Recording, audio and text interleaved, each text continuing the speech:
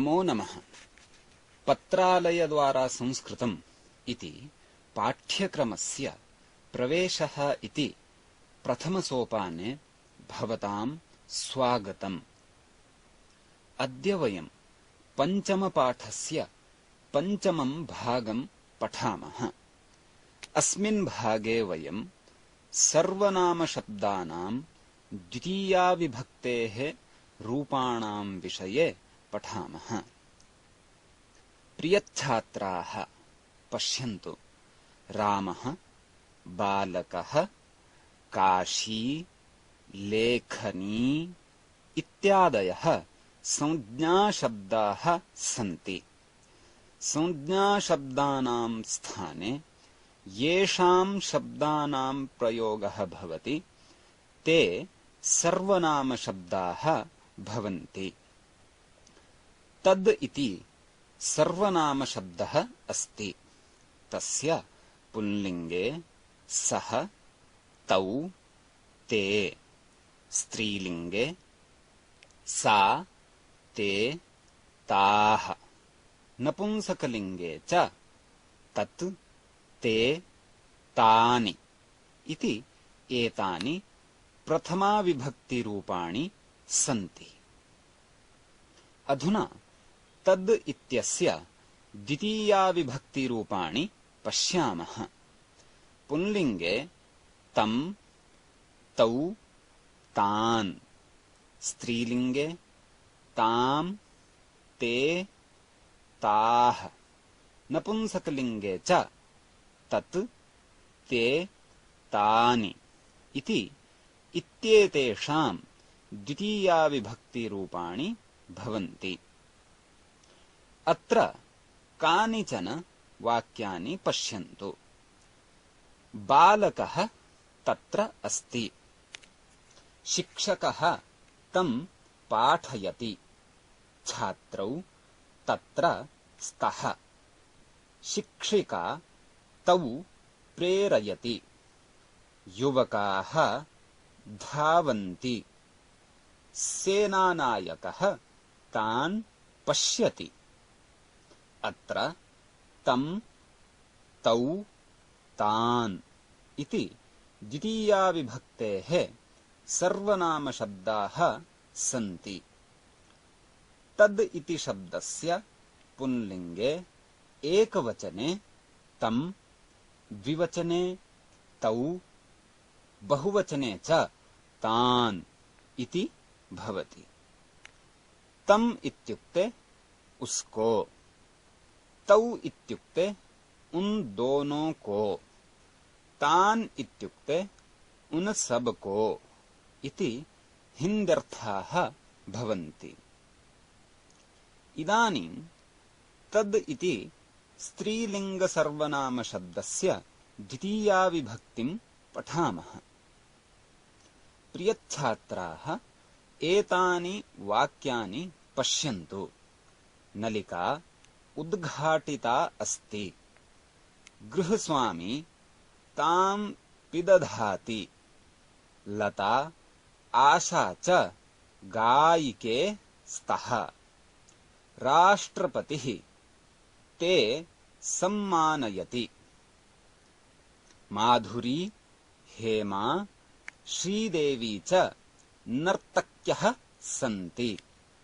ताः दर्शकाः पश्यन्ति। अत्र तां, ते, ताः इति द्वितीयाविभक्तेः सर्वनामशब्दाः सन्ति। तद् इति शब्दस्य स्त्रीलिङ्गे एकवचने तां, द्विवचने ते, बहुवचने च ताः इति भवति। ताम् इत्युक्ते उसको, ते इत्युक्ते उन दोनों को, ताः इत्युक्ते उन सब को इति हिन्द्यर्थाः भवन्ति। प्रियच्छात्राः इदानीं तद् इति नपुंसकलिङ्गसर्वनामशब्दस्य द्वितीयाविभक्तिं पठामः। तत्, ते, तानि इति द्वितीया विभक्तेः रूपाणि सन्ति। तत् ते तानि इति प्रथमा विभक्तेः अपि रूपाणि भवन्ति।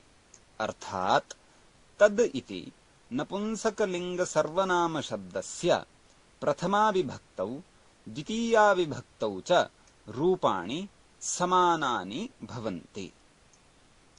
एतानि वाक्यानि अवधानेन पश्यन्तु। तत्र कदलीफलम् अस्ति। तत् आनयतु। व्यजने चलतः। ते स्थगयतु। पुष्पाणि विकसन्ति। मालाकारः तानि चिनोति। अत्र तत् ते तानि इति द्वितीया विभक्तेः सर्वनामशब्दाः सन्ति। तद् इति शब्दस्य नपुंसकलिङ्गे एकवचने तत्, द्विवचने ते, बहुवचने च तानि इति भवति। तत् इत्युक्ते उसको, ते इत्युक्ते उन दोनों को, तानि इत्युक्ते उन सबको इति हिन्द्यर्थाः भवन्ति।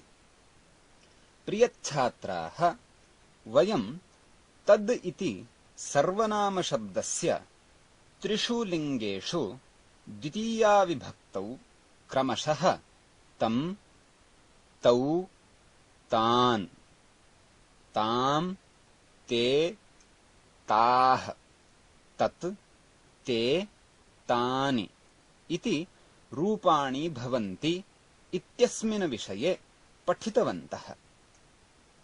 अधुना एतद् इति सर्वनामशब्दस्य द्वितीया विभक्तिं पठामः। एतद् इति अन्यः सर्वनामशब्दः अस्ति। एतस्य त्रिषु लिङ्गेषु रूपाणि भवन्ति। पुंलिङ्गे एषः, एतौ, एते। स्त्रीलिङ्गे एषा, एते, एताः। नपुंसकलिङ्गे च एतत्, एते, एतानि इति प्रथमा विभक्तेः रूपाणि सन्ति। अधुना एतद् इति सर्वनामशब्दस्य द्वितीया विभक्तिरूपाणि पश्यामः। पुंलिङ्गे एतम्, एतौ, एतान्। स्त्रीलिङ्गे एताम्, एते, एताः। नपुंसकलिङ्गे च एतत्, एते, एतानि इति रूपाणि भवन्ति। अत्र कानिचन वाक्यानि पश्यन्तु। बालकः अत्र अस्ति। अहम् एतं पाठयामि। छात्रौ अत्र स्तः। शिक्षिका एतौ प्रेरयति। अत्र युवकाः धावन्ति। सेनानायकः एतान् पश्यति। अत्र एतम्, एतौ, एतान् इति द्वितीया विभक्तेः सर्वनामशब्दाः सन्ति। एतद् इति शब्दस्य पुंलिङ्गे एकवचने एतम्, द्विवचने एतौ, बहुवचने च एतान् इति भवति। एतम् इत्युक्ते इसको, एतौ इत्युक्ते इन दोनों को, एतान् इत्युक्ते इन सबको इति हिन्द्यर्थाः भवन्ति। इदानीम् एतद् इति स्त्रीलिङ्गसर्वनामशब्दस्य द्वितीया विभक्तिं पठामः। प्रियच्छात्राः, एतानि वाक्यानि पश्यन्तु। माला त्रुटिता अस्ति। मालाकारः एतान् योजयति। लता आशा च भगिन्यौ स्तः राष्ट्रपतिः एते सम्मानयति अयोध्या मथुरा द्वारिका च धार्मिकनगर्यः सन्ति एताः मोक्षदायिकाः इति मन्यते अत्र एताम् एते एताः इति द्वितीया विभक्तेः सर्वनामशब्दाः सन्ति एतद् इति शब्दस्य स्त्रीलिङ्गे एकवचने एताम् द्विवचने एते बहुवचने च एताः इति भवति एताम् इत्युक्ते इसको एते इत्युक्ते इन दोनों को एताः इत्युक्ते इन सबको इति हिन्द्यर्थाः भवन्ति इदानीम् एतद् इति नपुंसकलिङ्गसर्वनामशब्दस्य द्वितीया विभक्तिम् पठामः एतत् एते एतानि इति द्वितीया विभक्तेः रूपाणि सन्ति एतत् एते एतानि इति प्रथमा विभक्तेः अपि रूपाणि भवन्ति अर्थात् एतद् इति नपुंसकलिङ्गसर्वनामशब्दस्य प्रथमा विभक्तौ द्वितीया विभक्तौ च रूपाणि समानानि भवन्ति एतानि वाक्यानि अवधानेन पश्यन्तु अत्र कदलीफलम् अस्ति एतत् स्वीकरोतु सूर्यकान्तिः पाटलं च पुष्पे स्तः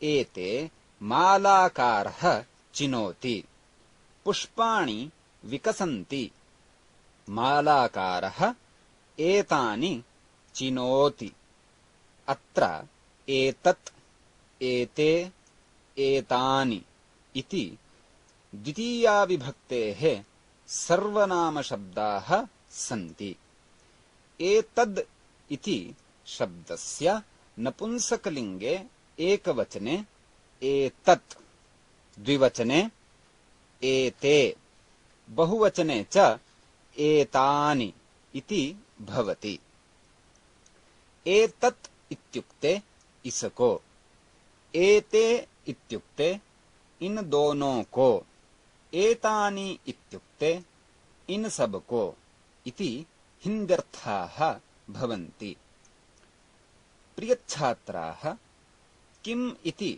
प्रश्नवाचकसर्वनामशब्दः अस्ति एतस्य पुल्लिङ्गे कः कौ के स्त्रीलिङ्गे का के काः नपुंसकलिङ्गे च किम् के कानि इति एतानि प्रथमा विभक्तेः रूपाणि भवन्ति अधुना किम् इति सर्वनामशब्दस्य द्वितीया विभक्तिविषये पठामः द्वितीया विभक्तौ पुल्लिङ्गे कम् कौ कान् स्त्रीलिङ्गे काम् के काः नपुंसकलिङ्गे च किम् के कानि इति एतानि रूपाणि भवन्ति नपुंसकलिङ्गे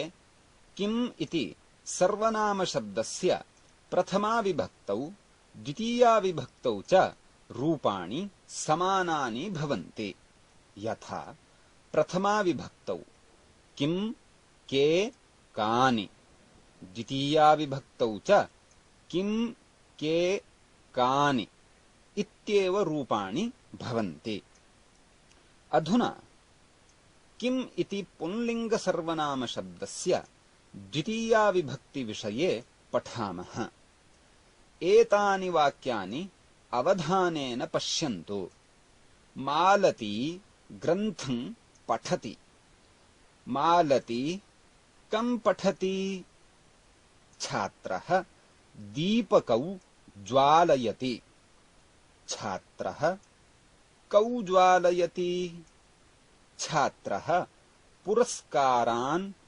गृह्णाति छात्रः कान् गृह्णाति। अत्र कं कौ कान् इति द्वितीयाविभक्तेः सर्वनामशब्दाः सन्ति। किम् इति शब्दस्य पुंलिङ्गे एकवचने कं, द्विवचने कौ, बहुवचने च कान् इति भवति। कम इत्युक्ते किसको, कौ इत्युक्ते किन दोनों को, कान् इत्युक्ते किन सबको इति हिन्द्यर्थाः भवन्ति। प्रश्नार्थं किम् इति सर्वनामशब्दस्य प्रयोगः क्रियते। इदानीं किम् इति सर्वनामशब्दस्य स्त्रीलिङ्गे द्वितीयाविभक्तिविषये पठामः। एतानि वाक्यानि अवधानेन पश्यन्तु। माता पुत्रीं दर्शयति। माता कां दर्शयति। बालिका सख्यौ मिलति। बालिका के मिलति। दर्शकाः नर्तकीः पश्यन्ति। दर्शकाः काः पश्यन्ति। अत्र कां के काः इति द्वितीयाविभक्तेः सर्वनामशब्दाः सन्ति। किम् इति सर्वनामशब्दस्य स्त्रीलिङ्गे एकवचने कां, द्विवचने के, बहुवचने च काः इति भवति। काम् इत्युक्ते किसको, के इत्युक्ते किन दोनों को, काः इत्युक्ते किन सबको इति हिन्द्यर्थाः भवन्ति। इदानीं किम् इति सर्वनामशब्दस्य नपुंसकलिङ्गे द्वितीयाविभक्तिविषये पठामः। एतानि वाक्यानि पश्यन्तु। बालकः पुस्तकं पठति। बालकः किं पठति। व्यजने चलतः। के चलतः। वानराः फलानि खादन्ति। वानराः कानि खादन्ति। अत्र किं के कानि इति द्वितीयाविभक्तेः सर्वनामशब्दाः सन्ति। किम् इति सर्वनामशब्दस्य नपुंसकलिङ्गे एकवचने किं, द्विवचने के, बहुवचने च कानि इति भवति। किम् इत्युक्ते किसको, के इत्युक्ते किन दोनों को, कानि इत्युक्ते किन सबको इति हिन्द्यर्थाः भवन्ति। प्रियच्छात्राः, इदानीम् अस्मद् इति सर्वनामशब्दस्य द्वितीयाविभक्तिविषये पठामः। अस्मद् इति दकारान्तः सर्वनामशब्दः अस्ति। अस्मद् त्रिलिङ्गः शब्दः अस्ति। यथा अहम्, आवां, वयम् इति प्रथमा विभक्तिः अस्ति। एतस्य त्रिषु लिङ्गेषु अहम्, आवां, वयम् इत्येव रूपाणि भवन्ति। द्वितीया विभक्तिः माम्, आवाम्, अस्मान् इति। अधुना अस्मद् इति दकारान्त सर्वनामशब्दस्य द्वितीया विभक्तिं पठामः। एतानि वाक्यानि अवधानेन पश्यन्तु। माता माम् उपदिशति। माता आवां भोजयति। शिक्षकः अस्मान् पाठयति। अत्र माम्, आवाम्, अस्मान् इति अस्मद् सर्वनामशब्दस्य द्वितीया विभक्तेः रूपाणि सन्ति। माम् मुझको, आवाम हम दोनों को, अस्मान हम सबको इति अर्थः त्रिषु लिङ्गेषु अपि भवति। प्रियच्छात्राः, इदानीं युष्मद् इति सर्वनामशब्दस्य द्वितीयाविभक्तिविषये पठामः। युष्मद् अपि त्रिलिङ्गकः सर्वनामशब्दः अस्ति। त्वं, युवां, यूयम् इति प्रथमाविभक्तेः रूपाणि सन्ति। एतस्य त्रिषु लिङ्गेषु त्वं, युवां, यूयम् इत्येव रूपाणि भवन्ति। अत्र द्वितीयाविभक्तिरूपाणि अपि त्वां, युवां, युष्मान् इत्येव भवन्ति। इदानीं युष्मद् इति सर्वनामशब्दस्य द्वितीयाविभक्तिं पठामः। एतानि वाक्यानि अवधानेन पश्यन्तु। अहं त्वां परिचिनोमि। शिक्षकः युवां प्रेषयति। शिक्षकः युष्मान् पाठयति। अत्र त्वां, युवां, युष्मान् इति सर्वनामशब्दस्य द्वितीयाविभक्तेः रूपाणि सन्ति। त्वां तुमको, युवां तुम दोनों को, युष्मान् तुम सबको इति अर्थः त्रिषु लिङ्गेषु अपि भवति। अस्मिन् पाठे वयं पुल्लिङ्ग, स्त्रीलिङ्ग, नपुंसकलिङ्ग सर्वनामशब्दानां रूपाणि कथं भवन्ति इति पठितवन्तः। एतावता वयं पञ्चमपाठस्य पञ्चमं भागं पठितवन्तः। अग्रिमे पाठे पुनः मिलामः। धन्यवादः।